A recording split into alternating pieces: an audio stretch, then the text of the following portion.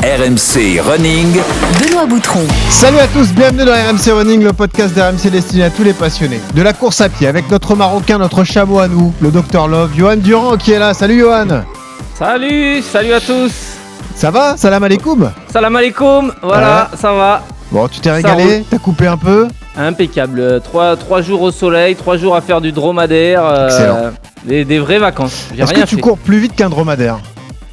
Oui, parce que je les ai vus, à part bouffer de l'herbe, ils font pas grand-chose. Ah, méfie-toi, quand ça se met en action, à mon avis, ça doit courir vite quand même. Hein. Je sais pas, j'ai pas essayé, mais ouais, c'est pas impossible. Ok. Continuez de nous suivre. Plus affûté que les dromadaires. Hein. Ouais, ça j'ai pas de doute. Évidemment, mais toi tu traverses pas le désert. Hein. En autosuffisance, c'est ça la différence. Oh les pauvres.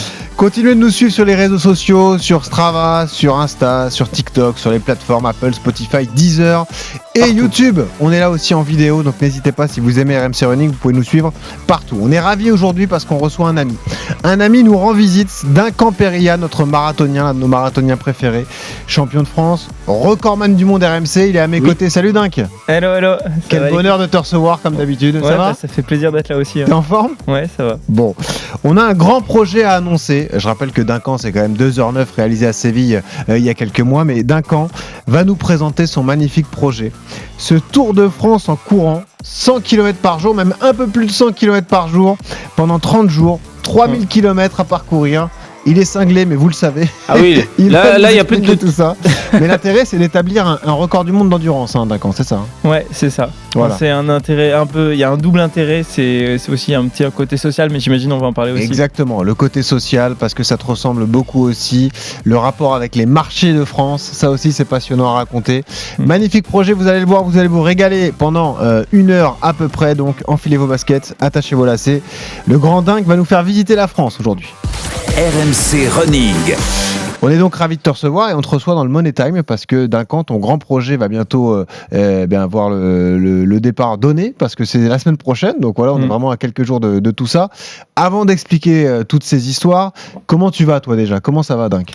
Bah écoute, moi ça va bien. Hein. Je reviens de Font-Romeu, je me suis entraîné un peu là-bas et voilà, on s'entraîne un peu différemment pour un projet comme ça, mais ça va. Alors, faut que tu nous expliques tout ça. Je le disais, tu restes un marathonien ultra performant, 2h09 à Séville. Donc on t'avait félicité, mais félicitations une nouvelle fois. Tu es au très haut niveau français et c'est la question qu'on se pose, c'est avec ce projet, qu'est-ce que tu fais? Tu mets ta vie d'athlète pro entre parenthèses ou tu considères ça comme une continuité, comme ça, une sorte d'échappatoire avant de te reconcentrer sur ta carrière d'athlète professionnel? Ouais, beaucoup de personnes vont penser que ça n'a rien à voir avec ma vie d'athlète. Moi, je pars du principe que si, mais bon, j'ai une façon de penser des fois qui est un peu différente de pas mal de monde, donc... Donc pour toi, il n'y a rien qui est mis de côté, quoi. Toi, tu continues évidemment à vouloir perfer sur marathon, à avoir des performances qui descendent et un chrono qui peut encore descendre, quoi. Ouais, moi je me dis juste qu'au lieu que ce soit un défi de chrono, là c'est plus un défi de distance, mais qu'au final on reste sur de la course à pied, on reste sur de l'endurance. Je continue à m'entraîner et je pars du principe que après j'arriverai à revenir à mon meilleur niveau et même battre mon record peut-être en octobre sur marathon. Je parle. Voilà, c'est la caisse. Hein. La caisse sera faite, ouais, ça c'est sûr. Yodu, toi tu as entendu parler de ce projet, évidemment. Duncan, c'est une personnalité atypique, mais rappelons systématiquement, parce que il faut pas le voir uniquement comme ça, c'est un marathonien de très haut niveau. Duncan, 2h09 sur marathon, vous avez quasiment le même record. Voilà, ça reste une référence française du marathon, quoi. C'est ça que je veux dire. Ah bah oui, 2h09 05 à Séville en février dernier, c'est quand même une perf de référence. Voilà, c'est Duncan. Il a eu des moments de galère aussi, quelques années compliquées après avoir fait des très bonnes perfs un peu comme moi, 2020, 2021, 2022. On a des passages à vide. Après, surtout, lui, il s'était aussi orienté vers le trail, hein, on s'en rappelle. C'était pareil, c'était un peu un défi fou. Et finalement, voilà. derrière ça, il est revenu sur marathon et il a battu son record. Donc, qui dit que derrière ce défi de 3000 km, dans 6 mois plus tard, il ne pourra pas de nouveau battre son RP. Ouais, vous avez ce point commun avec Johan d'être très attachant et d'être ami avec tout le monde, en fait, finalement. C'est-à-dire qu'on n'a jamais entendu une personne nous dire du mal de Duncan Périllat, pareil pour Yodu. Duncan, toi, tu côtoies évidemment tous tes potes marathoniens de très haut niveau tout au long de l'année. qu'est-ce que tu te dis en fait? Tu te dis, moi, je peux pas avoir entre guillemets leur vie, c'est-à-dire être focusé sur 2 objectifs par an, vraiment rester là-dedans. Il te faut quelques respirations dans l'année, parfois comme ça, des projets un peu fous. Ouais, bah après, je pense que chaque personne est différent et tout le monde vit son sport un peu différemment quand même. Mais c'est vrai que certains vont dire que ma façon des fois de m'entraîner n'est pas très professionnelle, ou justement le fait de partir un peu trop sur des trucs différents plutôt que d'être hyper focalisé. Il y en a qui vont un peu juger ça. Après, moi, je trouve que justement, ça fait du bien des fois de sortir du cadre pour pouvoir, quand tu reviens, être complètement débridé et pour pouvoir continuer à progresser. Ouais, voilà, c'est vrai que c'est une façon un peu différente de voir les choses. Comment tu as vécu toi, parce que pour toute votre génération et vous tous qui étiez marathoniens français de haut niveau, c'était particulier parce qu'il y a eu les Jeux de Paris en 2024. Toi, c'était un de tes grands objectifs de carrière aussi. Malheureusement, tu n'as pas pu te qualifier, réaliser les minima et faire partie des 3 meilleurs Français. Comment tu l'as vécu? Comment tu as vécu ces Jeux de Paris, toi, d'ailleurs? Non, moi je l'ai bien vécu parce qu'au final, déjà avant, je savais qu'il y avait quelques athlètes qui étaient quand même meilleurs que moi, donc je savais il y a que 3 places. 3 places, c'est vraiment pas beaucoup, donc honnêtement, moi je me donnais ça un peu comme objectif, surtout pour progresser, plus que pour vraiment y aller, parce que pour moi j'étais quand même assez lucide sur mes chronos et je savais que j'étais quand même un peu derrière certains. Là, éventuellement, tu vois, pour 2028, je peux peut-être un peu plus me le dire, vu que j'ai fait de 9,02 et que en plus j'ai réussi à courir sur 2h06 pendant 30 km. Donc c'est vrai que là, je pourrais potentiellement plus y croire, mais c'est vrai que moi, à Paris, j'étais content finalement d'aller à Paris pour encourager. J'avais un de mes meilleurs amis, justement, qui s'était qualifié sur 3000 mètres steeple, Nicolas Daru. Donc j'étais là pour supporter et au final, c'était top de pouvoir encourager aussi. Et puis le marathon pour tous, finalement, c'était un peu une façon de faire mes JO à moi aussi. Oui, bon, t'as fait quoi? 2e, c'est ça? 3e. J'ai fait 3e au scratch, 1er français. Voilà, 1er français du marathon pour tous dans ces conditions si difficiles. 2h09, ça t'a rassuré, ça t'a conforté quand même? Tu t'es dit quand même, ça confirme le potentiel que j'ai. T'étais à 2,12, t'as été 2 fois champion de France, 1 fois validé, mais là, aller chercher sous les 2,10, les 2,9 et tu dis courir 30 bornes sur 2,6, ça t'a conforté dans ton idée que t'avais quand même un niveau exceptionnel? Ben, j'avoue que jamais j'aurais pensé pouvoir faire 2,9 en passant au 30e sur des bases de moins de 2h07. Ça clairement, j'aurais pas cru. Ça faisait quand même quelques années où il y avait des périodes où je savais quand même que je valais potentiellement 2,10, voire un peu moins de 2,10. Mais là, c'est vrai que la façon dont j'ai couru, c'est vrai, j'étais avec Johan au Kenya, c'est vrai que j'ai été assez focus et j'ai été, je courais. Tu te sentais solide, très fort. Ouais, c'était la première fois où vraiment j'étais tout le temps sur les fartleks kenyans, je finissais devant, quoi. Et c'est vrai que même sur les séances, je faisais des chronos, enfin j'étais sur la plupart des séances, j'étais sur des temps en altitude presque qui étaient équivalents en plaine, alors que normalement on perd 10-12 secondes. Donc c'est vrai que moi, les gens, il y en a plein qui me disaient tu peux faire moins de 2,8, des trucs comme ça, mais de là, mais 2,6, c'est sûr que c'était un peu suicidaire par contre. Ouais, mais c'est beau quand même d'avoir réalisé cette performance. Tu as couru longtemps sur 2,7, malheureusement entre guillemets, ça se termine sur 2,9.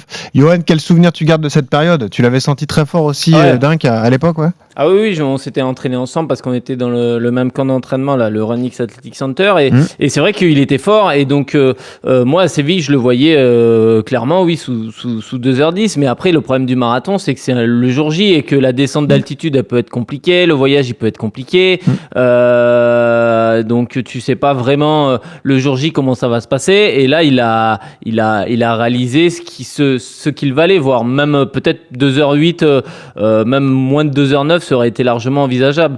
Donc non, c'était très bien, mais le stage, il avait quand même il avait fait du Duncan, il avait beaucoup borné, il avait fait beaucoup de volume à des semaines à plus de 200, mais malgré tout, il écoutait, tu vois, quand on lui disait attention Dunk, n'en fais pas trop, des fois il allait pas faire le footing de trop. Incroyable. Que d'habitude il aurait pu faire. Je reviens pas. C'est vrai que je pense que j'ai un petit peu plus écouté. J'ai justement un nouveau coach un peu depuis justement octobre d'avant, et c'est vrai que j'ai été un peu plus à l'écoute, et ça m'a permis peut-être de me canaliser aussi un peu plus. Bon, allons-y sur ce magnifique projet Duncan, c'est pour ça que tu viens, ce projet qu'on a nommé Jour de marché, c'est ton équipe qui l'a nommé comme ça, tu vas tout nous expliquer. Les grandes lignes, je les ai données, c'est un Tour de France en courant sur 30 jours, pas de jour off. à peu près 100 km par jour, même si c'est un peu plus. Bah, raconte-nous la genèse. Comment ça a cheminé comme ça dans ta tête pour aboutir à ce beau projet alors? Alors vraiment, si on part vraiment du début, c'est quand je suis rentré en France des États-Unis en 2019. Ouais. Je me suis dit, putain, la France c'est quand même beau, ça me manquait, j'avais vraiment le mal du pays à cette période-là.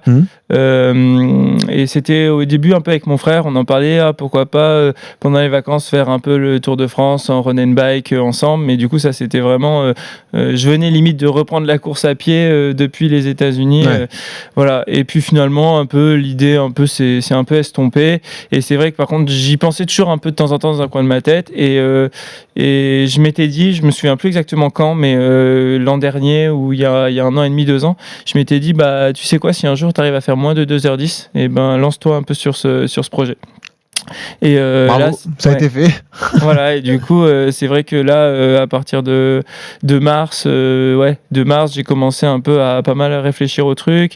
J'en ai parlé à Mathieu Badier, le directeur marketing chez Oka, qui m'a dit bah ouais, c'est un beau projet, ça te ressemble pas mal. Qu'est-ce que Oka en pense, enfin au niveau celui qui gère les athlètes. Bah, bien sûr, ouais. Et voilà, au final, tout le monde m'a dit bah vas-y, si c'est ce que tu veux faire, vas-y, lance-toi dessus. Et après, ça a un peu évolué. C'est vrai qu'on voulait un truc qui a un petit peu plus de sens. Et voilà, moi, je viens d'une famille où mon grand-père, il vivait toute sa jeunesse à la ferme. Après, il était parti à Annecy pour ouvrir une boucherie. Il avait justement traversé la France pendant la Résistance, parce qu'il est de 1919. D'accord. Il est plus avec nous aujourd'hui.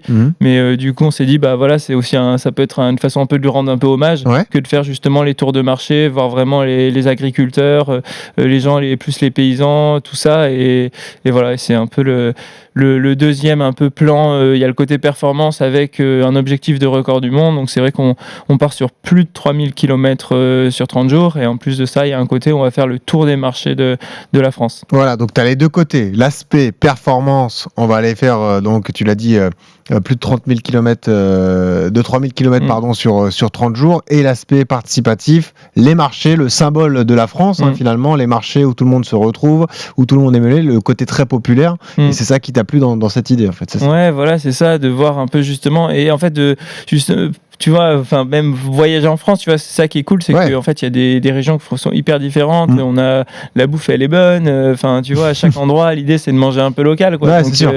Donc ça, même moi en termes de plaisir, vu qu'il y aura beaucoup de souffrance, rien qu'à titre personnel, ça va me rajouter un plaisir supplémentaire de me dire ah bah voilà, j'en sais rien, là je suis à tel endroit, je vais manger tel repas, tu vois, et ça c'est cool. Johan, quand Dunk t'en as parlé de ce projet, qu'est-ce que t'en as pensé? On l'a dit, ça lui ressemble. Est-ce que tu trouves ça magnifique? Parce que là, on parle effectivement du côté participatif, mais il y a une vraie performance sportive. Enfin, c'est gargantuesque ce qu'il attend. Il faut se rendre compte de ce que c'est.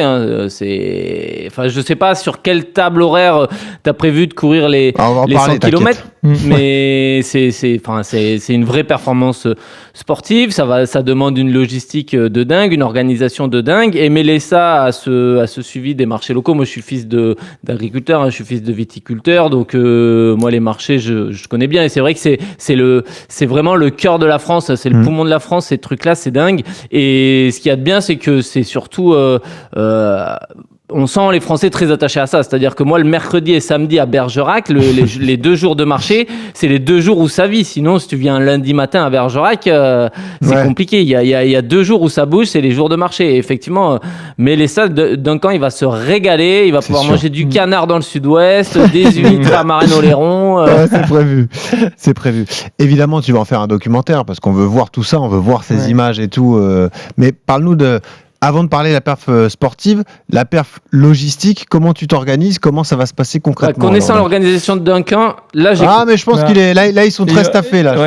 Tu sous-estimes un peu parce que là, ces dernières semaines, j'avais un boulot à temps plein. Bravo. On était un peu plusieurs à travailler dessus, mais c'est vrai que je passais pas mal mes journées justement à gérer, que ce soit avec les partenaires, que ce soit justement sur le parcours, sur pas mal de choses. Tracer les routes, Ouais, à tracer les routes déjà aussi, et à faire en sorte que je puisse aller d'une ville à une autre et que la distance elle soit ni trop courte ni trop longue. Bien sûr. C'est pas forcément évident. du coup, voilà.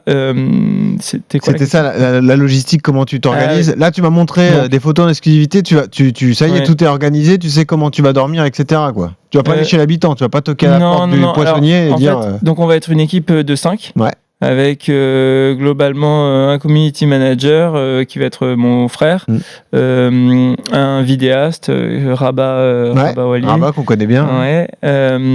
Du coup, il y aura ma copine qui va s'occuper de la logistique et un autre bon pote qui va s'occuper aussi de la logistique. Donc c'est pareil, ça va être conduire le camping-car, ça va être être sur le vélo et on a un vélo, on a récupéré un vélo justement sur lequel le caméraman peut s'asseoir pour qu'on puisse filmer. Okay. Ça va être après gérer justement l'alimentation de l'électricité, gérer l'eau, gérer beaucoup de choses en fait. L'eau pour se doucher, mais comme l'eau pour boire, mais comme la nourriture, comme gérer un peu tout. Moi, l'idée, c'est que j'ai le moins de choses à faire, que je m'économise le plus possible. Et que tu sois focus sur ta performance sportive. Ouais, c'est ça. Ouais, ça c'est sûr. On parle de Tour de France, c'est un vrai Tour de France. Hein. C'est-à-dire que tu vas vraiment faire le tour de la France. Donc évidemment, tu mettras étape par étape. Nous, on a eu la chance de voir le parcours.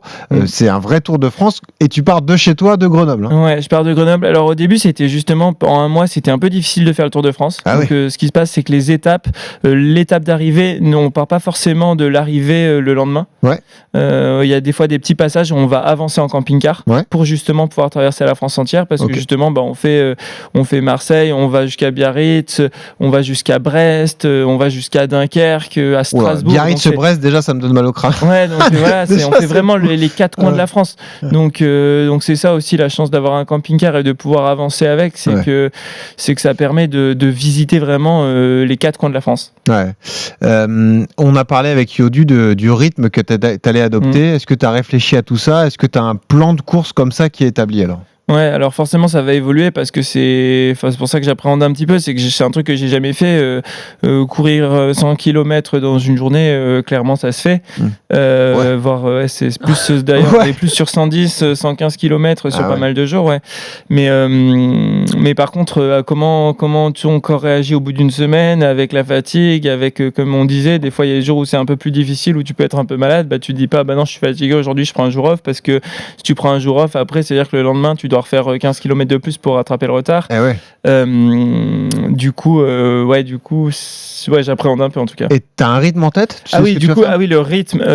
En fait, je m'étais dit que j'irais pas plus vite que 15 km/h parce que déjà, ça risque d'être sinon trop traumatisant. Ce qui peut vous sembler fou à vous qui nous écoutez, mais ce qui est un rythme très confortable pour des athlètes comme Yodu ou comme Dink. Hein. Toi, t'es encore en récupération active quand t'es à 15 à l'heure. Quoi. Ouais, à 15 à l'heure, je suis à 120 en fréquence cardiaque, même pas, tu vois. Je pense, même des fois 115, tu vois.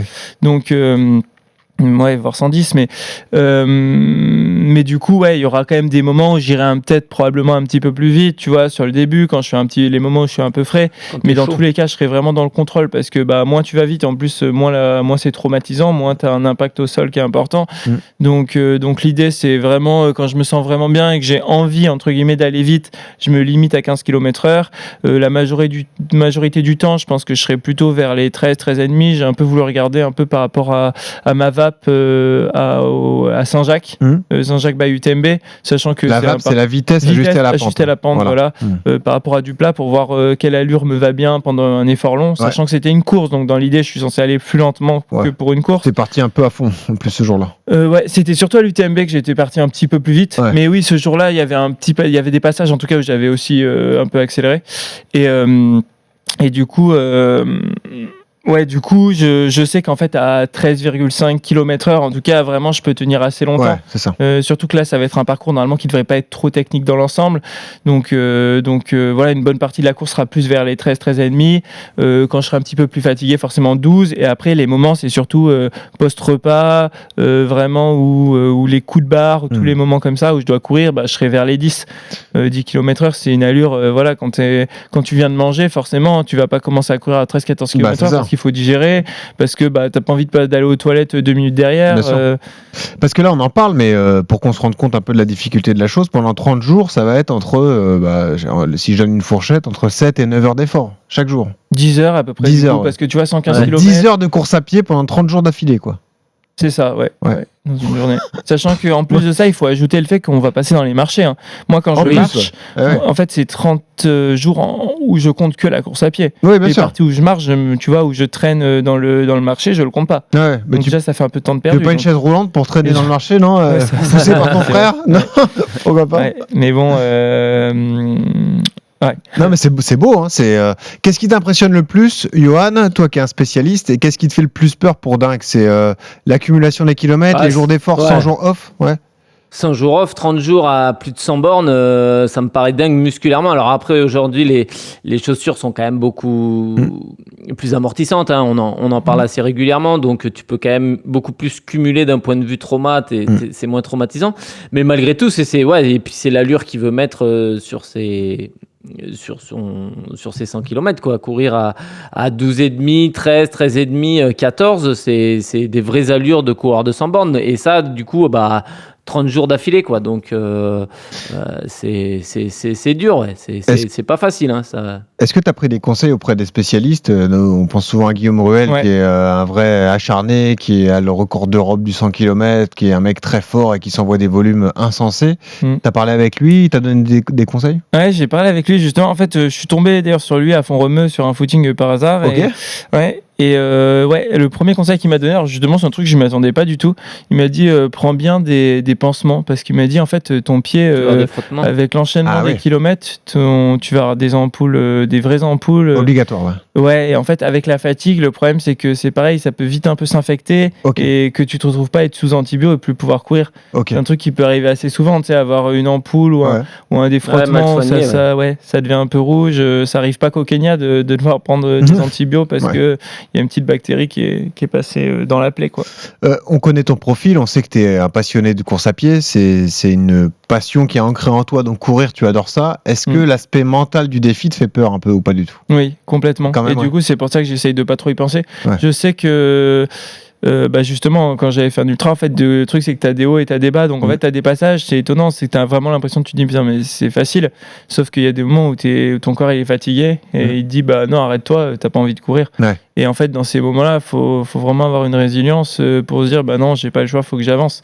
Et le problème, c'est que dans une journée, des moments un petit peu avec des bas, il y en aura. Enfin, forcément. Donc, tous les jours, il y aura des moments un peu durs. Et en plus, je pense qu'il y aura en plus des jours où vraiment je serai fatigué. Dans ces moments-là, peut-être que ce sera des heures qui seront difficiles. Et puis, les conditions météo peuvent ajouter de la contrainte. C'est-à-dire que si tu te tapes une cagnard de 30 degrés ou de la pluie, ça rajoute de la fatigue à la fatigue. C'est vrai. Parce qu'à Grenoble, dans une semaine, il peut neiger encore, non? Non, ça. Et puis on va pas trop en altitude, donc normalement à ce niveau-là, on n'a pas trop de soucis. Mais effectivement, sous la pluie, c'est pas très agréable. Mais j'ai quand même une chance, c'est que je vais être accompagné par pas mal d'athlètes. Oui, alors ça, on va en parler. Et des grands noms d'ailleurs de la course à pied, pas mal d'amis d'RMC Running, on va en parler évidemment. Mais l'aspect logistique, c'est aussi le dénivelé, c'est une des données à prendre en compte pour ce défi. Comment tu as tracé tes routes, tes itinéraires? Est-ce que tu as tenu compte du dénivelé en essayant, entre guillemets, de privilégier le moins de dénivelé possible pour pas trop charger musculairement? Moi je suis passé par Strava, qui est d'ailleurs un partenaire sur l'événement aussi. Pour tracer forcément, pour garder en fait ce qui était le mieux en termes de justement à la fois pour courir, à la fois peu dénivelé, à la fois tu pouvais privilégier route, chemin. Donc j'ai essayé en fait de faire le tracé le plus simple possible. Pour pas mal de villes, le problème c'est que d'une ville à une autre, par exemple Rouen-Paris, admet juste, c'est difficile de tracer un parcours qui fait 115-120 km. Tu te retrouves vite à faire 150-160, donc des fois tu es obligé de couper un peu, de passer par des chemins qui sont peut-être moins sympas. Évite le périph', il y a des bouchons sur le périph' parisien. L'avantage en courant, c'est que les bouchons, tu les vis un peu. C'est limité à 30, tu vas plus vite que les voitures. Non, mais c'est sûr que c'est une des données à prendre en compte. Et tu privilégies la surface, le terrain, ou justement le manque de dénivelé dans ces cas-là? Comment tu tranches? Non, le manque de dénivelé. Le chemin, ça te pose pas de problème? Moi, le chemin, pas du tout. J'adore ça, au contraire. Moi, sur les berges, j'aime bien courir sur les chemins avec des petits cailloux. Non, justement, ça apporte un petit côté un peu ludique. Alors que le dénivelé, le truc, c'est que moi, dans mon défi, déjà, je veux uniquement courir. Donc, si je me retrouve à avoir un col à je me suis monter, obligé de courir 100% tous les kilomètres que j'enregistre, ce sont des kilomètres en courant. Donc je me suis dit, si tu te retrouves à avoir des cols à 30%, tu peux pas vraiment courir, sinon tu perds trop d'énergie. Ouais. Et le truc, c'est que moi, c'est quand même un objectif plus de distance que de dénivelé. Ouais. Donc dans l'idée, j'ai essayé de limiter le dénivelé. Mais après, j'ai envie justement de passer un peu dans des chemins qui sont sympas, un peu dans des forêts. C'est un peu aussi ça, parcourir la France. Ouais. C'est de kiffer un peu l'endroit. Donc l'idée, c'est pas juste de passer sur des routes au milieu des villes. Tu sais ce qui me ferait peur, moi, à ta place, c'est tout ce qui est croiser un chien errant ou ce genre de choses. Ça t'y pense ou Moi, pas? j'adore les animaux. Oui, d'accord.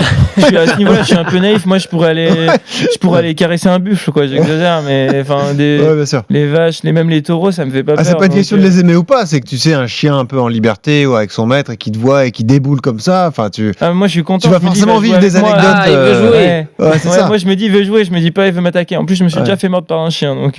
D'accord. Ouais, en courant justement parce qu'ils ont. Mais non, moi j'aime trop les animaux et j'ai pas cette peur des animaux. Quoi. Même les serpents, ça me fait pas plus peur que ça. Donc. Allons-y sur les guests qui vont t'accompagner. J'ai vu de grands noms de la course à pied. J'ai vu Mathieu Blanchard. Tout n'est pas juste sur le. D'accord. Au début, c'était les gens un peu à qui on a proposé, on a demandé. Confirme-moi des noms alors. Je te dis un petit peu. Vas-y, je t'en prie. Normalement, déjà il y a Hugo Clément. Hugo, très bien. Qui sera là. Claude Dartois probablement aussi.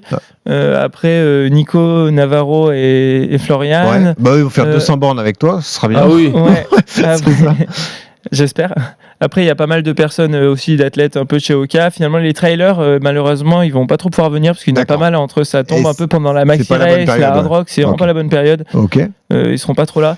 Mais ouais, normalement, je commence à Grenoble avec Dorian Coninx quand même aussi. Ah oui, triathlète. C'est cool. Qui est vraiment une référence. Qui était au Jeux de Paris, qui a été champion du monde de triathlon. Ouais. Et c'est vraiment sympa qu'il vienne aussi parce qu'il a une course juste avant, assez loin le week-end d'avant. Ouais.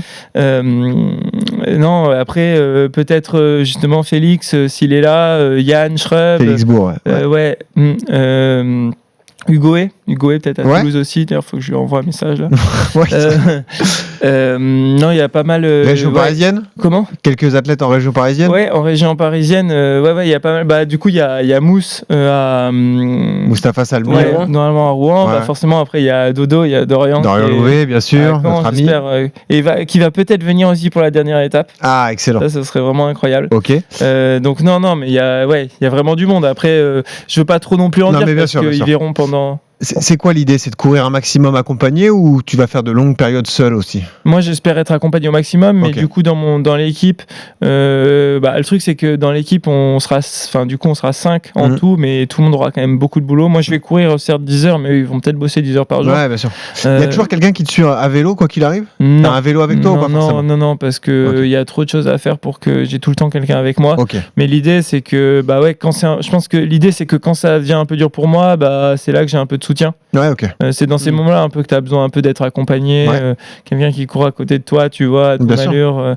Mais même qui vont m'accompagner le long du trajet. Il y a mes sœurs, tu vois, à Marseille, à Nantes, mon cousin aussi à Paris, mes parents qui vont peut-être un peu venir aussi au début. Enfin, il y a un peu des gens aussi qui sont pas forcément des athlètes professionnels, des influenceurs, des gens qui comptent pour moi et qui seront là aussi le long du parcours. On va essayer de faire avec Strava un run club. C'est ce que j'allais te dire. Est-ce qu'une personne qui vit à Montélimar ou qui vit à Grenoble, à Brest ou à Rouen, si elle sait que tu vas passer tel jour et qu'elle veut t'accompagner, est-ce qu'elle peut t'accompagner sur quelques kilomètres? Ouais, ça on va communiquer dessus et moi je vais avoir un tracker.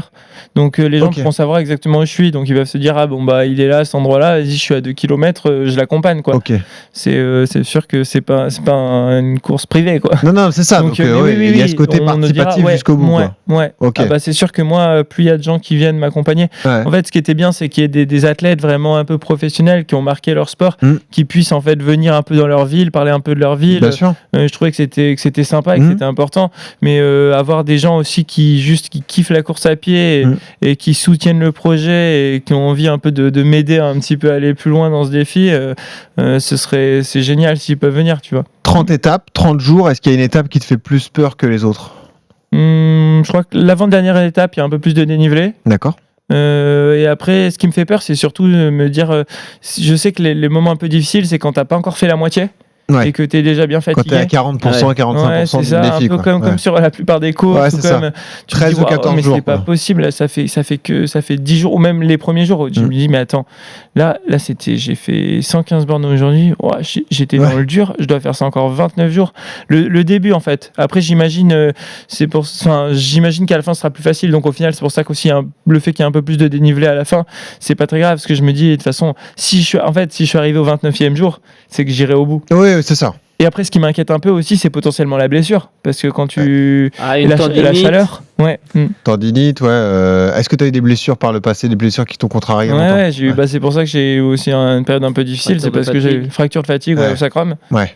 J'ai l'impression d'avoir des fois de temps en temps toujours un peu une fragilité à cet endroit-là. Ouais. On me dit que normalement l'os est censé se consolider, mais des fois j'ai l'impression que quand j'en fais un peu trop ou quand je sais pas, je vais jouer au badminton à côté, faire des trucs comme ça, et Ouais. après que je suis fatigué le soir et je sens que j'ai une petite douleur qui revient. C'est une douleur fantôme, mais bon, j'en sais. Ouais, non, mais il y a que toi qui peux savoir de toute façon. Si tu la sens, c'est que c'est forcément particulier, ouais. Ouais, mais voilà, donc faudra que je fasse attention à bien m'hydrater, à me mouiller quand il fait chaud. C'est pour ça aussi que c'est important que j'ai des gens aussi qui soient avec moi, indépendamment de l'aide psychologique. C'est que il faut que je récupère au maximum. Je suis accompagné aussi par Compex un peu sur le projet pour ça. Matériel de qualité. Hein. Ouais. Les séances le soir de récupération, tout ça, ouais, ça va te servir. Ouais, sûr. Voilà. Je vais pareil qu'au Rose pour voir un peu comment j'ai récupéré. Tu vois, je regarde un peu. C'est un truc qui est nouveau que je faisais pas trop avant, mais c'est vrai que je regarde un peu ma VFC. Ouais. Pour voir, c'est la variabilité cardiaque. Voilà. Ça donne une info sur le degré de fatigue, en gros. Voilà, dans l'idée, exactement. Ouais. Et puis faire attention au virus. Enfin, Johan, qu'est-ce qui te ferait le plus peur au-delà donc, du défi ? C'est quoi ? C'est le fait de tomber malade ? C'est la blessure musculaire ? Est-ce que d'un camp doit être attentif aux moindres signes envoyés par son corps ? C'est comme un coureur du Tour de France, hein, grosso modo. C'est-à-dire que tu es dépendant de la météo. Donc, c'est-à-dire qu'il y a un jour où tu peux te tremper pendant 10 heures et être mouillé. Et le lendemain, prendre 30 degrés. Donc, le risque de tomber malade d'infection est grand. La récup, ça va être vraiment primordial de faire attention à ce qu'il va manger, aux heures de sommeil, de récupérer, de se faire masser. Enfin, musculairement, c'est quand même traumatisant de courir sans borne. Et après, c'est l'aspect mental, moi, qui m'impressionne. Parce que tu vois, par exemple, je sais qu'il fait une étape Mont-de-Marsan-Bordeaux. Ouais. Je peux dire que les Landes, là, c'est ultra plat pour le coup, mais c'est des lignes droites interminables au milieu des pins. Et là, s'il fait chaud, mon pauvre ami, là, c'est les Landes, c'est des lignes droites et c'est compliqué. Donc effectivement, tu as toutes ces données qui vont être magnifiques à prendre en compte. Et enfin, c'est un défi de fou, mais voilà, c'est le mot défi. Et derrière défi, forcément que c'est pas facile. Ouais. Mais quand tu m'en as parlé d'un camp, moi, ma seule crainte, c'était de me dire, il va courir ça trop vite. Tu vois, parce que je me suis dit... il va se réguler au fil du naturellement, temps. Naturellement, tu es un coureur très rapide et tout. Mais là, j'ai l'impression que tu as la bonne optique. La bonne idée au départ, c'est de te dire la clé sera la préservation musculaire, mentale, etc. Donc, tu t'as acté toi-même que tu allais partir dans une zone de confort extrême. Quoi. Tu vas partir vraiment tranquille. Ouais, j'ai conscience. Vraiment, pour le coup, j'appréhende un peu. Je me dis vraiment, je me dis que c'est pas gagné. Surtout qu'en fait, j'ai un peu, par rapport au nombre de kilomètres que je veux faire, j'ai une fourchette basse et une fourchette haute en fait. Moi, dans l'idée, la fourchette basse, c'est effectivement 3000 km, mais l'objectif, c'est plus d'aller vers les 3400. Le parcours que je me suis tracé, c'est 3400. Et il y a peu de gens déjà qui courent 3400 à l'année. Donc toi, tu vas le courir en 30 jours. Les gens, peu de gens qui font un marathon. Moi, j'en fais dans la journée, ça fait presque 3 marathons chaque jour pendant 30 jours. Voilà. Donc, non, j'ai conscience. Du coup, j'ai fait un peu d'ultra, justement, endurance, un ultra trail. Donc je sais un peu ce que c'est aussi que de dépenser trop d'énergie à un moment donné et de le payer plus tard. Donc non, c'est sûr que je vais être beaucoup plus dans la gestion. Et puis un truc, c'est aussi en juin, juillet, il va quand même faire chaud à certains moments. Et ça fait de la fatigue supplémentaire. Quand tu cours à 14 heures, en vrai, tu cours à 12 km/h. Des fois, c'est pareil que de courir quand il fait bien frais le soir. Oui. Hein, donc, Parce que c'est vrai, là, tu nous parles des marchés, le lien que tu veux avoir, ce côté populaire du projet, etc. Mais le marché, ça ouvre le matin et puis ça ferme en début d'après-midi. Donc comment tu vas organiser tes journées ? C'est ça, je suis obligé d'avoir un rythme. Je peux pas me dire, aujourd'hui il fait trop chaud, tant pis, je cours le soir, je cours un peu de nuit. Non, j'ai une équipe qui est avec moi, qui va dormir la nuit et être là le jour. Nous, on a entre guillemets un programme à suivre, tu vois. Malheureusement, j'ai pas énormément de flexibilité. Finalement, les journées sont un peu prévues.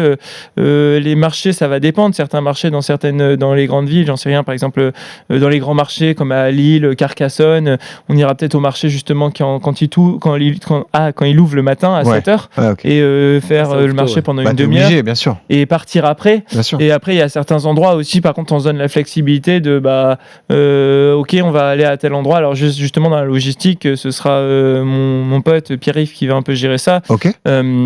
Qui va dire ok, bon bah là il y a tel marché, ok, on peut éventuellement s'arrêter dans celui-là et on passe 20 minutes dans ce marché-là et parce que au final les marchés vont aussi servir pour faire les courses. C'est l'idée, c'est qu'en fait, l'idée, il y avait une idée qui était un peu sympa, c'était voilà, moi je cours 100 km tous les jours et là je vais manger que des produits qui viennent de moins de 100 km. Tu veux te ravitailler avec des produits du marché. Le marché, on va s'alimenter avec les produits du marché, Alors pas que, parce que moi, il y aura du sucre, du des gel trucs d'effort, ce genre de choses. Après, oui, il y aura un petit peu, mais je vais quand même limiter un peu les gels. C'est ça aussi la différence avec un ultra trail, c'est que sur une course, tu dis bon allez, je prends que des gels, c'est pas un souci. Le problème, c'est que là, tu fais ça pendant un mois, tu es complètement carencé, tu vas te blesser avant la fin. Donc là, parfois tu vas courir le ventre plein parfois. Oui, c'est pour ça que je disais que Castelnaudary, au cassoulet. Je vais sortir. Je pense qu'il y a pas mal. Il y a des moments où je ferai un petit peu des pauses histoire de digérer, mais ce sera pas des pauses très longues. Donc oui, je vais courir. En fait, vu que moi, je vais forcément courir du matin au soir et que même en courant à 12 km/h par jour, finalement, ça fait presque 10 heures de course à pied dans la journée. Et t'es obligé. Tu peux pas prendre des pauses qui soient très longues en fait. On dit 100 km par jour, c'est 100 bornes systématiquement d'une traite ou tu peux te faire une pause au bout de 50, tu te ravitailles, tu prends un repas et tu repars. Je ferai pas mal de pauses. De toute façon, même pendant un ultra trail, les gens font des pauses. Bien sûr. Mais là, je ferai des pauses qui sont plus longues. Et puis moi, j'arrêterai. Quand je dis l'allure moyenne, je compte pas les pauses. Forcément, non, bien sûr. Parce que moi, je mettrai justement reprendre plus tard et après, je relancerai l'activité. D'ailleurs, je vais courir avec 2 montres. Une où je vais avoir le tracé de la journée et une deuxième où je vais essayer d'enregistrer. Chaque jour, je vais mettre reprendre plus tard et je reprends le lendemain. Donc j'aurai la distance totale entière que j'ai couru en même temps. Je trouvais ça cool de faire ça. C'est ce que Coros un peu m'a conseillé aussi. Je me suis dit c'est une bonne idée. Très bonne idée. Parlons de matos. Carbone ou pas carbone? Carbone. Carbone. Même sur des allures douces comme ça. Moi je trouve que en fait le truc c'est qu'aussi déjà moi je suis habitué à courir avec ces chaussures là donc et je trouve que tu gagnes un petit peu en économie, en fatigue, tu peux courir un petit peu plus vite. Bien sûr. En te dépensant un petit peu moins d'énergie, donc c'est toujours ça de gagner. Et puis en plus, l'avantage des carbones, c'est quand même elles ont un bon amorti, quoi. Donc dans tous les cas, même musculairement, t'économises. À partir du moment où t'as les 2 bons pieds, ça ira. Référence au record du monde RMC. Évidemment. Ça, tu nous avais régalé, évidemment, dingue. Tu penses user combien de paires de chaussures sur 3000 bornes? Je me suis dit, moi je pars avec, dans l'idée 4 paires différentes. En fait, je pars avec une paire un peu de chaussures avec vraiment un gros amorti. Au cas où je suis vraiment un peu flingué musculairement. Après, je prends du coup les chaussures avec lesquelles, par exemple, j'ai couru à Séville, les Rocket X2. Et là, il y a le nouveau pour les Rocket X3 qui vont sortir dans quelques temps et qui ont une hyper bonne accroche. Et en plus, j'avoue que j'aime bien. Pour le coup, elles sont vraiment Parce que c'était la carence des Rocket X2, le manque d'adhérence des carreaux était un peu mouillé. S'il y avait un défaut, c'était quand il pleuvait, ça pouvait glisser. Alors que les Rocket X3, elles ont vraiment une bonne accroche. Donc quand il pleuvra, c'est sûr que je courrai avec celle-là. Et même quand il pleuvra pas, je pense que je courrai un peu avec celle-là. En fait, elles sont peut-être un petit peu plus performantes, mais peut-être du coup tout petit peu plus traumatisante, on va dire. Peut-être un tout petit peu moins d'amorti que les Rocket X2 et un petit peu plus légère. Donc voilà. Là, on parle d'un défi énorme. Comment tu as géré ton entraînement jusque-là et qu'est-ce que tu vas faire? Il reste une semaine, tu pars dans une semaine. Là, c'est repos total pour laisser ton corps tranquille et l'aider à aller affronter le grand défi qui l'attend, ou comment tu gères ça? Repos total, non, parce que moi, je me connais quand même. Je sais que c'est vrai que les gens disent souvent que j'en fais trop avant une course, parce que moi, je peux arriver sur un marathon en ayant fait 250 km la semaine du marathon. Donc, c'est vrai que je suis un peu à l'encontre des fois de cette théorie de l'affûtage, comme on dit, où il faut faire moins de kilomètres. et pour arriver complètement frais. C'est vrai que moi j'ai quand même tendance à en faire pas mal. Là, le truc c'est qu'il y a aussi un autre facteur, c'est psychologique. J'ai pas envie d'être dégoûté de la course à pied. Ouais, c'est ça. Donc faut avoir envie de courir. Ouais. Donc au final, des fois il y a des jours là, au final, si je regarde mes semaines, je cours pas tant que ça parce que je fais pas mal de vélo. Je fais d'autres sports. Qui vont me servir, tu vois, au niveau cardiaque et aussi en soi plutôt axé quand même jambes. Mais du coup, je limite la course à pied, tu vois. Je me fais pas des semaines à 200 parce que je me dis, je vais me faire des semaines à 800. Donc, j'ai pas envie de partir le premier jour et de me dire, j'ai pas envie de courir. J'ai envie le premier jour d'arriver et d'avoir hyper envie de courir, justement. Ouais. C'est quoi tu vas pas jouer au badminton pendant un mois, Dunk? Non, pendant un mois, je vais pas pouvoir jouer au badminton. Oh, la frustration. Attention, c'est un grand joueur de bad, il paraît. Ah ouais, grand joueur de bad. Ah ouais. Ouais, il paraît qu'à Font-Romeu, il joue dans la chambre hypoxique, d'ailleurs, au badminton. Non, mais t'es dans quel état d'esprit, là, à 7 jours du truc? T'as peur? T'as hâte? T'es craintif? Comment t'es? Je suis assez... J'appréhende un peu. C'est de la positivité ou de la négativité, quoi? Tu vois, c'est... Ni l'un ni l'autre, en fait. En fait, je suis assez... Pour le coup, j'arrive de façon un peu assez sérieuse sur ce projet. L'envie de bien faire. Mais je peux pas dire que, vu que j'appréhende un peu, j'ai du mal à avoir vraiment hâte. Mais si, maintenant, il faut que ça commence. Ce que je dis, en fait, en plus, c'est un projet global. Il y a tout le travail qui a été effectué en amont pour rendre ce projet possible. Effectivement, on va faire un film documentaire. Ouais, bien sûr. Donc, c'est quand même un gros truc de pouvoir faire un film documentaire en étant suivi pendant 30 jours. Ouais, c'est une gestion globale ça va être un gros truc. On va avoir un camping-car de 7 mètres de long, 3 mètres 50 de haut. Alors, on a eu la chance de voir les photos en exclusivité, comment ça sera stické et tout, c'est magnifique. Hein. Enfin, vous avez fait les choses, vraiment, la logistique est parfaite pour l'instant. Ouais, alors que on a commencé quand même un peu tard, et puis c'est pareil, tu vois, toutes les discussions avec le World Guinness, au final, il y a un budget. Sait ce que c'est, oui. Ouais, puis même, les personnes qui vont me suivre, qui vont bosser 10 heures par jour pendant 30 jours, va falloir que je les paye. Ouais, bien sûr. Donc, le coût total du projet, il est assez important. Et l'idée, c'était que moi, ça me coûte pas trop cher en plus. Bien sûr. Donc, il fallait que je trouve suffisamment de partenaires pour rendre même un documentaire, faire un docu. On va faire un vlog sur YouTube. On va faire une vidéo un peu récapitulative, un peu des journées tous les jours. L'idée, c'était de faire le truc le mieux possible. Donc pour moi, le projet, il a déjà commencé en fait. Là, il a commencé un peu dans la tête et un peu plus sur un côté un peu marketing. Et vraiment, physiquement, pour moi, ça va être plus que ça. Dans une semaine. Parce que les préparateurs mentaux disent toujours sur n'importe quel défi, il faut un plan A, un plan B, un plan C. Est-ce que tu t'as réfléchi à tout ça? Est-ce que tu as cette capacité d'adaptation ou est-ce que le plan est fixé et quoi qu'il arrive, tu penses que vous allez le suivre autant que possible? Ouais, non, j'ai pas de plan C, ça c'est sûr. Ouais. Un plan A, un plan B, on va dire un petit peu, parce que dans tous les cas, effectivement, je pourrais quand même être un peu flexible, en tout cas au niveau des allures. Je peux me dire, ok, là, je vais au début, je serai frais, je vais courir à telle heure. Non, des fois, ça va dépendre. Mais dans l'idée, quand même. Et puis, c'est pareil, effectivement, les jours où j'ai calé, par exemple, 115 km, moi l'objectif, c'est de faire 100. Si vraiment, c'est un jour très compliqué, limite, je sens que je suis à 2 doigts de me blesser, ou que je suis complètement cuit, ou j'ai une journée très compliquée, il a fait hyper chaud, je m'arrête à 100. Bien donc sûr. C'est un peu ça le côté. Justement, on est en camping-car, donc les 15 km qui suivent, on les fera en camping-car. On va dire que c'est le peu de flexibilité. 3000 C'est vraiment 3000 le record du monde? En fait, le record du monde, c'est beaucoup moins que ça au niveau du Guinness.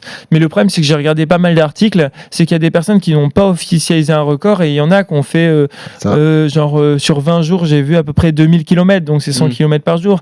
Il y a des trucs un peu comme ça. Après, dans certains défis, il y en a qui ont compté la partie où ils marchaient aussi. Oui. Donc, après, on peut pas 100% comparer. C'est tout l'intérêt, et on le redit à tous ceux qui nous écoutent, parce que nous, on a été dedans pendant 1 an. Et d'ailleurs, ça va quasiment faire 1 an qu'on a réalisé ce beau week-end. Et grâce à toi aussi, parce que tu en as fait partie et tu as joué le jeu à fond, on te remercie encore d'un camp d'ailleurs, c'est que l'intérêt du Guinness, c'est cette certification. Tout le monde peut se lancer un défi, établir un record, mais pour qu'il ait une valeur, il faut qu'il y ait des critères. Et cette certification, pourquoi on contacte le Guinness, c'est pas juste pour se faire plaisir et être dans le Guinness Book des records, non. C'est pour qu'il y ait un cadre posé. et qu'on sache exactement ce qu'on doit faire. Sinon, t'ajoutes, comme tu dis, des tirés à chaque fois et puis tu dis bah non, mais puis j'ai fait ça et puis j'ai fait ci et puis j'ai fait ça. Non, faut que ce soit un cadre clair, comme ça tout le monde sait ce que t'as fait et sur quoi tu pars, quoi. Ouais, c'est sûr. Après, il y a un côté un peu dommage aussi, c'est que bah forcément ils ont pas mal de crédibilité et eux bah ils essayent des fois de tirer un peu profit aussi du truc. Ça c'est sûr. Donc c'est vrai que moi ils ont compris que j'avais un budget et sur une ce forte projet. Communauté, bien sûr. Ouais, et du coup ils ont essayé de me dire ah bah nous il faut que tu nous donnes tant. Ouais, ça m'étonne non, pas. je suis désolé les gars, moi je peux pas vous donner tant parce que moi ça risque de trop me coûter de ma poche. Non, mais c'est sûr, bien sûr. L'intérêt c'est pas que tu perdes de l'argent avec un tel défi. Donc moi vraiment, je me suis dit qu'en fait si vraiment ils me demandaient trop, je préfère que limite ce soit pas homologué comme un record du monde et que ce soit finalement un record perso. Et de toute façon, si j'ai vraiment fait par exemple 3400 km en un mois, dans tous les cas les gens se rendront compte de ce que c'est et moi-même je serai satisfait de ma performance. Donc tant pis pour le World Guinness et tant pis pour nous, tant pis pour eux, quoi. Et il faut que tu te prépares aussi à affronter un lot immense d'émotions. Parce que comme tu dis, tu vas traverser toutes les émotions. Parfois, quand on fait un ultra, c'est sur une seule et même journée. Toi, ça va être sur 30 jours. Des hauts, des bas, de l'euphorie, de la tristesse, des inquiétudes, etc. Ouais. Ça, je pense qu'émotionnellement, il faut être préparé à ça aussi, quoi. C'est ça qui est... Ouais, c'est sûr. Bah, en fait, moi, entre guillemets, la plus grosse crainte, c'est de me dire, t'imagines, au bout de 3-4 jours, tu te dis, en fait, non, c'est trop dur, là, je peux plus. Et de tout ce qui a été fait, tous ces gens qui sont là pour moi et qui se retrouvent à devoir arrêter au milieu de rien, que ce soit les partenaires, que ce soit les amis, que ce soit justement mon équipe. Moi, je veux être capable d'aller au bout, quoi. Et sauf que je sais pour le coup que ça va être difficile. Mais c'est aussi pour ça que je voulais plus essayer de me rapprocher aussi des 115 km par jour parce que je me dis 115 km, c'est vraiment, tu vois, c'est pas me dire tu vois, moi je suis capable de faire 2h09 sur marathon. Tu vois, si je fais un marathon en 2h40, ce sera quand même sympa. Sauf que je sais que pour moi c'est entre guillemets facile. Bien sûr, ce sera pas une vraie. Non, mais évidemment. Moi, il y a le côté là, c'est pas un truc juste. Vas-y, c'est marketing. Non. C'est me dire. C'est un défi personnel que tu te lances. Un vrai défi où je vais au bout de moi-même et je repousse un peu justement mes limites, quoi. Mais si tu vas au bout, mentalement, tu vas te prouver énormément de choses, ça c'est sûr. En tout cas, c'est sûr que ça. Et t'as pas besoin de nous d'ailleurs, mais pour aller dans ton sens, te soutenir et te réconforter. Enfin, Johan, je pense que tu iras dans le même sens que moi, mais s'il y a un gars qui peut réaliser ça en France qu'on connaît, nous on aurait pensé à toi direct. Franchement, on aurait cité ton nom. Non, mais c'est sûr. S'il y a quelqu'un qui va se lancer là-dedans, c'est Duncan, quoi, non ? Ça fait plaisir. Du coup, c'est. Non, mais c'est sûr. Je suis au bon endroit. Je fais le défi, alors. Vraiment. Non, mais c'est sûr. Dis-lui qu'il va y arriver, Yodu. Nous, on n'a aucun doute. Non, mais j'ai pas de doute. Il y a pas mal de gens qui m'ont dit que En fait, il y a un peu de tout. Chez les athlètes, il y a des personnes qui m'ont dit mais tu te rends pas compte, c'est impossible de faire ça en courant. Enfin, c'est vrai que c'est pas comme le vélo qui est un sport reporté. Indépendamment effectivement de la fatigue un peu mentale et physique, il y a justement il y a le côté vraiment musculaire, traumatique. T'as pas un kiné qui va t'accompagner ? De base, il y avait une kiné qui était censée venir, l'ami justement de celui qui va gérer toute la partie logistique. Okay. Finalement, il y a deux trucs, c'est que au niveau du camping-car, c'est un peu compliqué niveau place. Ouais, bien sûr. Ouais, au final, on a pris la décision, on s'est dit, ils m'ont dit ok, c'est bon, s'il faut te masser, on te massera nous, on se reliera. Okay. Et donc ils auront un peu plusieurs casquettes. Tu sais ce qu'on va faire Duncan ? On lance un appel dans RMC Running. Vous regardez le tracé qui est prévu par Duncan Périlla. Si vous êtes dans une ville concernée, vous êtes kiné, vous êtes en école de kiné, vous êtes étudiant kiné. Vous êtes obligé de venir le masser. Là. Contactez-nous, on vous mettra en contact avec Duncan comme ça pour lui faciliter le podologue, tout ce qu'il faut. Pieds. Exactement. C'est ce qu'on avait fait pour le record. Que je m'arrête en route et qu'ils viennent avec leur table et qu'ils viennent. Non, c'est sur ta ville arrivée. Hop, le camping-car s'arrête. Ouais. Un kiné vient te rejoindre, un étudiant kiné. Sinon, hop, et puis voilà, il peut t'assurer des soins. C'est un projet collectif participatif. On vous l'a dit donc avec Duncan. Si vous voulez courir un peu avec lui, contactez-le ou contactez-nous. D'ailleurs, on transmettra le relais. Mais pareil, si vous voulez l'aider dans ce sens-là, j'imagine que tu es ouvert à toute aide extérieure. Complètement. Normalement, il y a l'équipe qui sera sur les réseaux sociaux. Si vous envoyez des messages, on regardera dans les messages, même des gens que je connais pas, pour répondre au maximum. Ce sera pas moi qui répondrai, mais pour apporter une solution de manière concrète, vous nous contactez sur Instagram, vous nous faites un message privé et nous on le relaiera à l'équipe de Duncan. Comme ça, on sait jamais si. De toute façon, ton itinéraire, tu le publies des jours en amont. On sait exactement où tu seras quelques jours avant. Bon, excellent. Voilà. Donc, n'hésitez pas.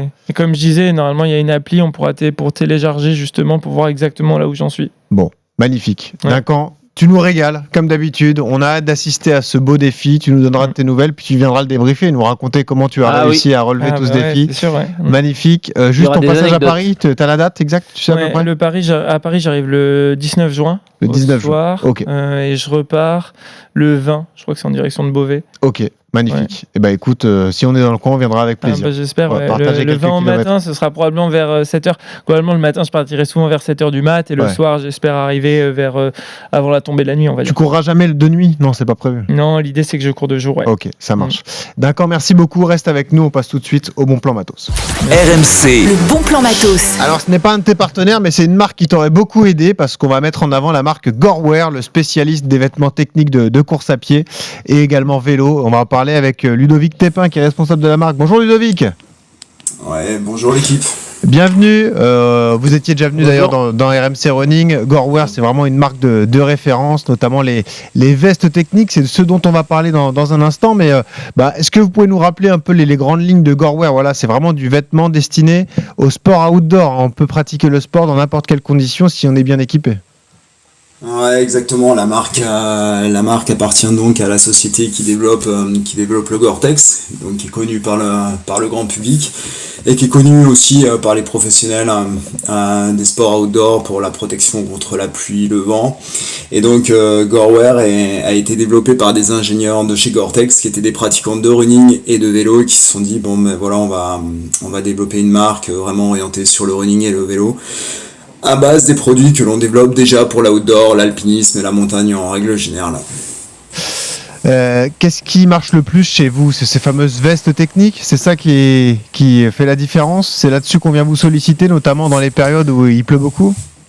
Ouais, alors forcément, c'est là où on vient nous chercher en premier, parce que c'est là où on est connu, mais en fait, aujourd'hui, on commence à aussi se faire connaître de plus en plus par exemple, dans les shorts.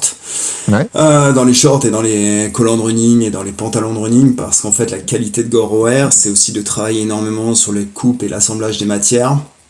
Et donc, cette qualité est reconnue maintenant sur l'ensemble des panoplies.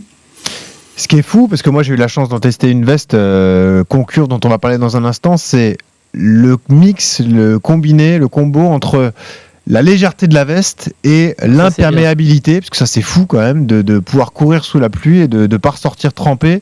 Ça c'est, on l'a dit, c'est la technologie Gore-Tex, mais même le poids de la veste est impressionnant d'ailleurs, hein, Ludovic.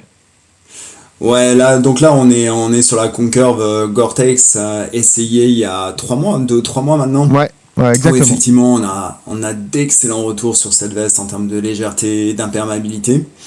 Et là aujourd'hui on va parler plutôt de la Concurve Windbreaker qui est un autre segment en fait dans nos vestes. Ouais. L'intérêt c'est quoi ? C'est un coupe-vent comme son nom l'indique de celle-ci ? Ouais, le problème numéro 1 de ces vestes ultralight que quasiment toutes les marques ont dans leur gamme, le problème de ces vestes ultralight, c'est quand on les court en manches courtes, en fait, la veste vient souvent se plaquer, sur la peau, et c'est assez désagréable, surtout quand on monte en intensité. Donc l'idée en fait de cette veste très légère, ultra compressible, c'est vraiment d'apporter ce confort pendant les 3 saisons qui sont souvent printemps, été, automne. Et en fait, elle a un tissu unique qui est tissé en 3D, qui limite la surface de tissu qui touche à même la peau. Et quand on monte en intensité, comme ça, on a une excellente respirabilité avec une veste qui ne vient pas coller la peau. Ça, vous l'avez forcément vécu, Duncan et Johan, dans votre longue carrière de coureur de haut niveau. La veste qui se colle comme ça à la peau, c'est insupportable. Cette sensation, moi, je ne mets Johan. pas de t-shirt manche courte sous une veste. C'est impossible. Ouais, c'est vrai. Quand ça colle aux avant-bras comme ça, Duncan, toi aussi, tu as dû le vivre. C'est pas une sensation agréable. Ouais, c'est sûr que c'est pas ouf. Ouais, ça, c'est sûr. Parce que ce sont des vestes qui ont un certain coût, Ludovic, mais quelle est la durée de vie d'une veste Gorewear comme ça ? De toute façon, tous les produits Gorewear sont faits pour vraiment durer dans le temps. C'est depuis 1985 où la marque existe. Ça a été un des premiers, bien avant que tout le monde en parle, pour la partie protection de l'environnement. Ça a été une des premières qualités qu'ont voulu développer les ingénieurs. La durabilité des produits, de façon à ce c'est pour ça que souvent chez Gorewear on est sur des coloris assez intemporels, pour que justement il n'y ait pas de demande de renouvellement permanente, parce qu'on sait que en fait nos vestes vont durer énormément dans le temps, donc on est plutôt sur des coloris intemporels parce que il y a la durabilité de la veste. Si elle est bien entretenue, c'est toujours la même histoire, en fait ça demande un bon entretien, mais si l'entretien est fait, c'est des vestes qui peuvent durer 4 ans, 5 ans, 6 ans, peu importe. Voilà, donc c'est un investissement raisonnable quand on sait l'utilisation que vous en ferez. Le prix de vente, c'est quoi alors sur cette veste-là ? Alors sur cette veste-là, on est dans une catégorie, on est peu présent aujourd'hui, donc c'est un prix de vente qui reste un prix pour certains pratiquants qui peut être élevé, mais vu la qualité de la veste, on est à 129 € sur cette veste-là. Et les coloris ? Voilà. Alors, les coloris, on est sur des coloris intemporels d'une saison à l'autre. Cette année, là, cette saison, sur ce printemps-été, on a pas mal le tech beige qui sort très très bien, qui est un beige un peu mat, qui sort extrêmement bien. Après, on a des coloris noirs, blancs, pour ceux qui ont envie de courir avec des vestes sur des blocs couleurs un peu plus classique. Et puis après, sur les saisons à venir, en fait, on va développer des printés sur cette veste-là, parce qu'une des caractéristiques de ce tissu 3D, c'est qu'on peut apporter aussi énormément de print qui n'empêche pas la respirabilité de la veste. Et où est-ce qu'on les achète ? Déjà sur le site de Gorewear forcément, mais est-ce que vous êtes distribué chez certains revendeurs ? Ouais, alors nous on est énormément présents chez ce qu'on appelle les running spécialistes, c'est tous les magasins qui sont présents, qui sont spécialisés running dans toutes les villes de France. Donc ça c'est notre premier réseau de distribution. Notre autre réseau de distribution, c'est les sites internet aussi spécialisés dans le running. Eh ben merci beaucoup Ludovic, vous êtes comme chez vous, RMC Running, vous revenez quand vous voulez, surtout que vous mettez une veste en jeu dans RMC Running, donc cette veste coupe-vent Windbreaker, n'hésitez pas, allez vous renseigner sur internet, et si vous voulez participer au tirage au sort, vous nous contactez sur Instagram et vous pourrez comme ça, pourquoi pas, tenter votre chance. Magnifique cadeau, une veste qui se porte tout au long de l'année, donc n'hésitez pas. Merci Ludovic, à bientôt dans RMC Running.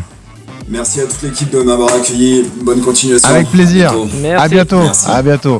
Et un grand merci à Duncan Perilla qui était là cette semaine. Merci l'équipe. Bon, Merci, nous on est à fond derrière toi. N'hésite pas si tu as besoin de quoi que ce soit. On va relayer notamment tes messages. Si tu as besoin d'aide, besoin d'encouragement, si les gens peuvent venir courir avec toi aussi, on sera là pour te pousser et t'appuyer, Duncan. Ok ? Ok, trop bien. Et puis tu viendras nous débriefer ça, évidemment. Okay. On s'interdit pas quelques coups de fil pendant le défi, justement. Duncan, comment ça va, etc. Machin. Ce sera peut-être le soir, du coup. Ouais, le soir, plutôt le soir, évidemment. Ou dans le camping-car, c'est ça. Merci Duncan, merci Maître Yodu. On lui souhaite toute la force au sacré Dunk. Et évidemment, on va pas le lâcher, hein, Johan. Ah non, il a intérêt à rien lâcher là. Sans borne, allez. Allez, exactement. Et puis faites comme Duncan. Quand vous courez, souriez, ça aide à respirer. Salut à tous. RMC Running.